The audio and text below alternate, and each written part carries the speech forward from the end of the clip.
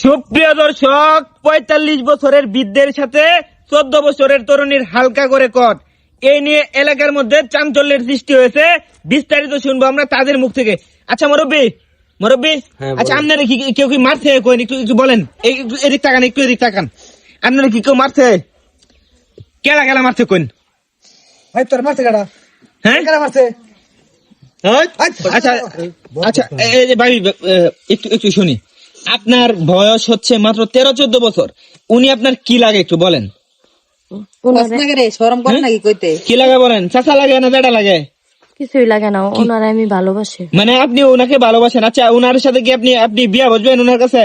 বিয়া বসার জন্য তো আসছি। বিয়া বসার জন্যই আসছেন?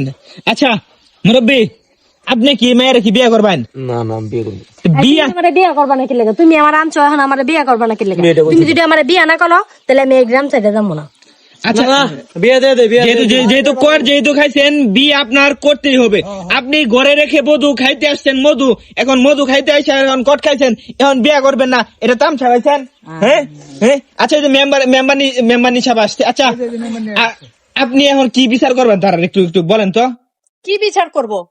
আমি তো এদেরকে বিয়ে দেওয়া ছাড়া কোনো উপযুক্ত শাস্তি দেখতে পাচ্ছি না। মানে দেশের মধ্যে পরকীয়া গণহারে বাইরে গেছে, আর বিশেষ করে যে দেখেন ৪৫ বছরের বৃদ্ধের সাথে 14 বছরের তরুণীর কট, এই বিষয়টা আপনি কিভাবে দেখতেছেন একটু জানান আমাদেরকে। আমি কিভাবে দেখবো? এরাই তো আমাদের সমাজটাকে নষ্ট করে ফেলছে, ধ্বংস করে ফেলছে। একে যদি এখন এই উপযুক্ত শাস্তিটা না দেয়, আর যারা আছে তারা আরো বেশি এইটা নিয়ে বাড়াবাড়ি করবে, তো তারাও যেন এদের উছিলায় একটু শিক্ষা পায়। ঠিক। আচ্ছা, এই লোকের তো বউ আছে, সংসার আছে, বাচ্চা আছে। আচ্ছা, আপনার ফুলাফান কয়জন? 4 জন ফুলাফান।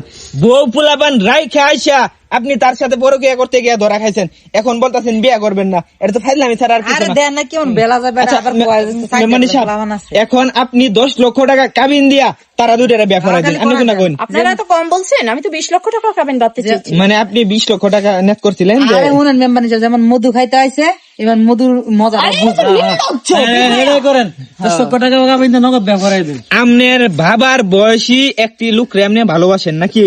হ্যাঁ, তার বউ আছে, বাচ্চা আছে, এগুলো কি আপনি জানতেন না? হ্যাঁ, না, আমি কিছুই জানতাম না। আপনি কিছুই জানতেন না?